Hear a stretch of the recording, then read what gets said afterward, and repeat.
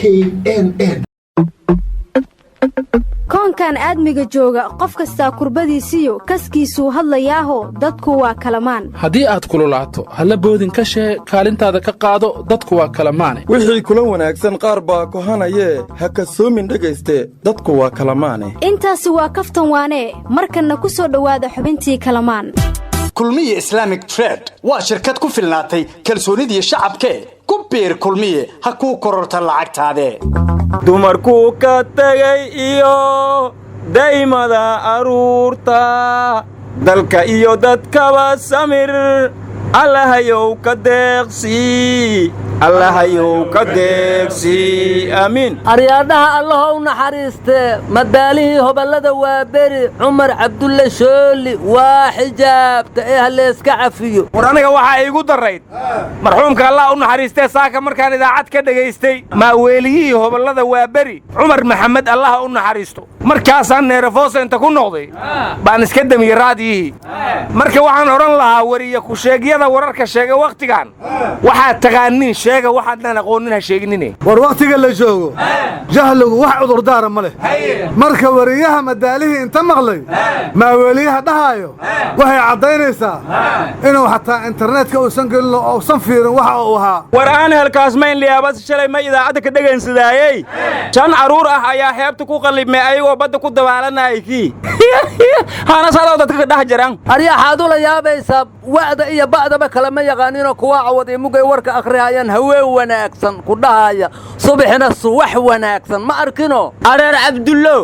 waanadaas waa kaa qawa haye arkahe hadda xaan idin lahay war miyaadnan arkin wariyaal lahaya maxkamadda ciidamada qalabka sida war haano leeyma dheegne maanta waxaa la furay kala fadhigii baarlamaanka madeeyow adiguna dadaad la yaabaysaa beri gashownahaantaana lagaa fujilaya war miyaadnan arag wale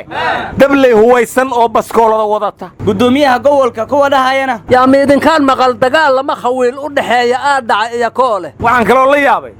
kuwa dhahaya 4 darjiino war sidoo kale miyaadnan arkin kuwa dhahaya xalay roobaba magaalada ka daayay ex control waxa lagu arkay lagu gacano mataana ninkii dhahaya idil joogaba maxaad u yaabaysin umada kale aryaadhaha ma waadan maqlina qarax dhacay dad ku dhaabacmay istibaalka la keenay mar dhowna waxaa la filaa dhaabaca inay u dhima doonaan war waa nala fogaatay war xumada wariya isku sheegyadu qaar badan oo af Soomaaliga yaqaan wariyaalihina waa jiraanay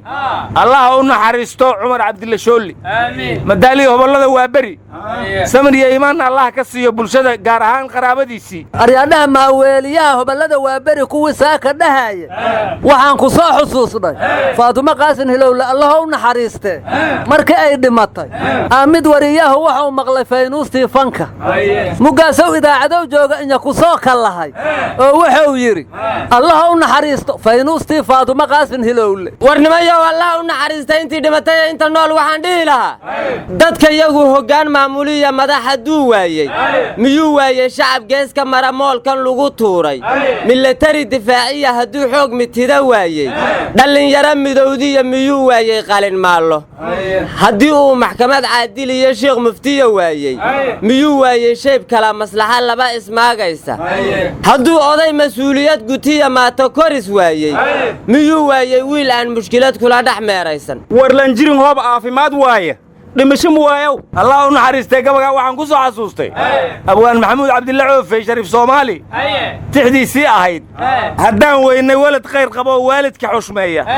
miyaan weynay waagii baryaba wacalna tuuriyaya ardadkan tuuriyo ma naqatee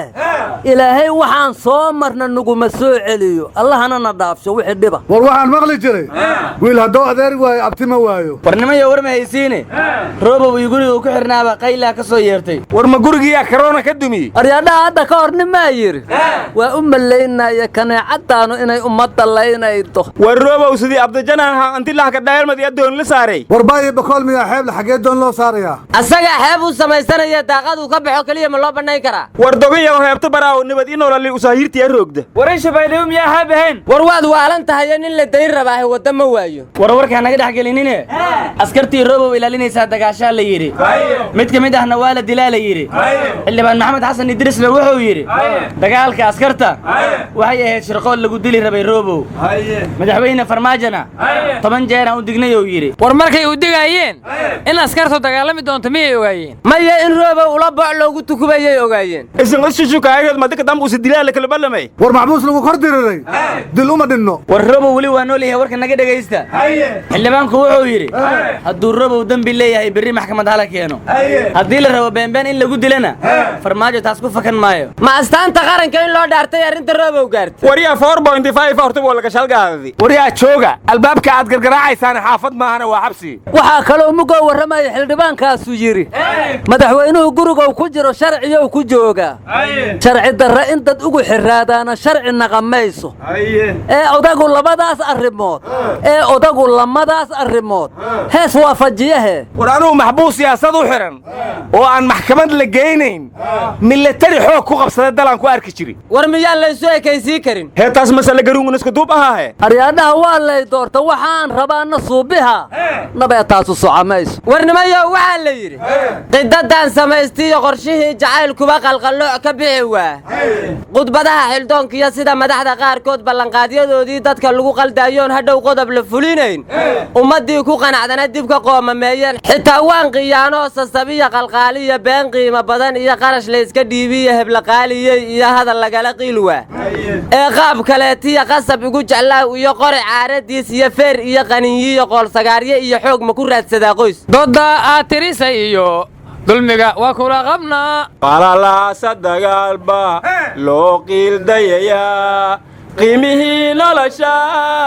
la qasaarinayaa qalad lagu sahayaa warnimay waxaa la yidhi dadku jaranjar maaha iyo biraad jaga ku doontaaye waa raacaga juglayn waan ognahay jaaska aatumiy warnimayahow madaxii hay-adda aamin ambulance doctor cabdiqaadir cabdiraxmaan xaaji aadan wuxuu yidhi kama qayb qaadan karno gurmadka coronavirus sababtoo ah shaqaalayn uma tababarnou yidhi qalabkiina uma haysano layskaga difaaci lahaa dowladda iyo hay-adaha kalena wax taageeraha oo gaadiidkeenna ay siiyeen ma laha digtoorkaasi daacadsana ayaa yidhi soomaaliya loo soo tababartaa waa lagu tababartaa war waxaa la yidhi daryaan culus goortu dhaco siiga kor u duusho ama ay dil wadareed dhigaan ururadiimeedku degdeg ambalaasyo u tagoon daahin baa jire dadaalkay wadeen iyo maxaa aamin lagu diiday dambi miyay galeen dhaawac bay daabulahayeen aryaadhaha dictor cabdiqaadir seefweyn wuxuu yidhi 14 sanaan wadnay hawshaan welina dowladda garab iyo gargaar kama helin war intaas soon garab helin hadduu shaqaynayo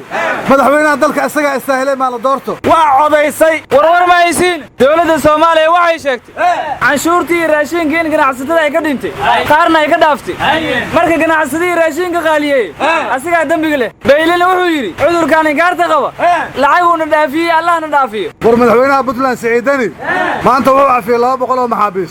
waxaan sallayaa madaxweynaha koonfur galbeed lafta gareen wuxuu cafiyey 11 maxbuus marka ma intaas u xireed mise wuxuu ka baqayla cafiska warwar ma haysiine puntland wadaadkii la dhihi jiray sheekh rusheeye dembigii ku soo hoogtay waxayna tiri wuxuu marin habaabiyey coronavirus dadka uu hayo anigana daawo hayou yidhi inuu rusheeyowna rabaa war coronaviruskan dunidii ka yaabtay ninkii dawo u hayaa muxuu maraykan u geysan waayey halkaasuu lacag badan ka soo heli lahay war madaxweyne donald trump wuxuu yidhi lacagtii waa ka goostay WHO kadib markay corona wax ka qaban weysay warwar ma haysiin kismaayo laba nin oo corona qabta ku fakatay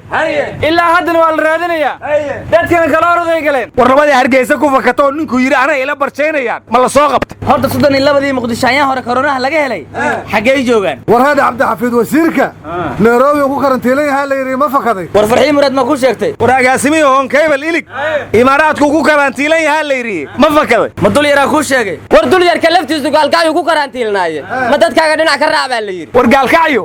karantiilka goorma yeelatay miyaan qooryo xero lagu dhaarin yaa dul yar qooryo xero ka aaminaya mugga war wiil yaroo kalamaan inta ay jirta ku tixnaayo duubaayey dadkii xaafadiisa waxay u bixiyaan abuukar kalamaan annaguna waxaan leenahay abuukar kalamaan oo kalamaanaad ka mid tahay war ninkaas waa haydhiskaha kalamaana soo dhaweeye aryaa haydhis ma naqaano makaydkii kalamaanaad ka wadaa war ninkaas dulqaad horta wuu leeyahay hadduu muddo badan duubaayey gabaygii hankoolka heydooda cabdulle iyo hiidi madaysaaq war intaas kaliya ma duubine cabdikuus iyo macluul muuse jooxu codadkoodiiba soo duubi mayn war ra'iisul wasaare khayre oo xafladda xilli wareejinta qoorqoor qadka telefoonka uu qayb galay wuxuu yidhi anigii fiqiga isku soo aadmeeyey fiqi ha hormaro kadibna fiqi wuxuu yidhi ra'iisul wasaaruhu ha galo kadibna khayre wuxuu yidhi hadda way haddii doontaa xilligan hadli lahaa ayaa khayre isku soo aadiyey haddaba galay hadal kadibna fiqi wuxuu yidhi may ra'iisul wasaare waa fasaxan tahay maadaama galmudug noo toosisay kadibna khayre waa khudbeeye wuxuu yidhi caawa waxay ahayd inaan joogo xarunta galmudug ee dhuusamareeb waa habeen taariikhi ah safka hore waxaan dareemi karaa inkastoo aan idinla joogin in xarfaan culus ay fadhiyaan galmudug midnimada hala ilaaliyo horta reer galmudug khayre abaal bay u hayaan saan isleeyahay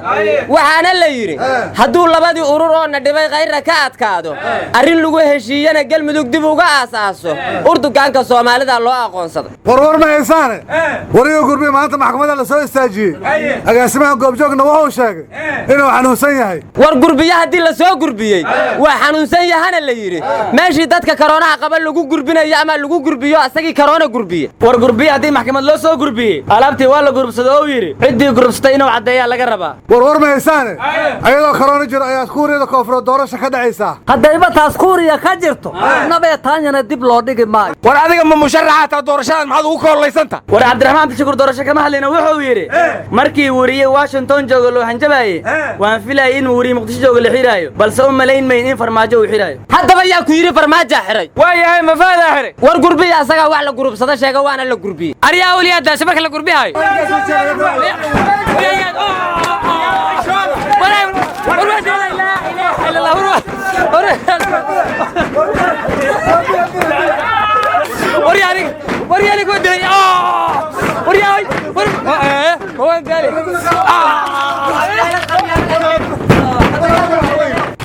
beeruhu haydeen baxaane war yaan lagu gurbinina gurbi